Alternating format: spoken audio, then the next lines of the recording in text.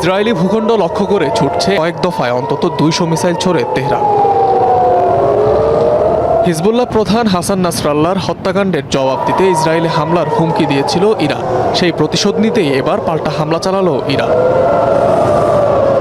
Jordan পশ্চিম তীর Jerusalem পার হয়ে এসব ব্যালিস্টিক ক্ষেপণাস্ত্র পৌঁছায় ইসরায়েলে। হামলার কথা স্বীকার করেছে তেহরান তেল আবিব দুপক্ষই।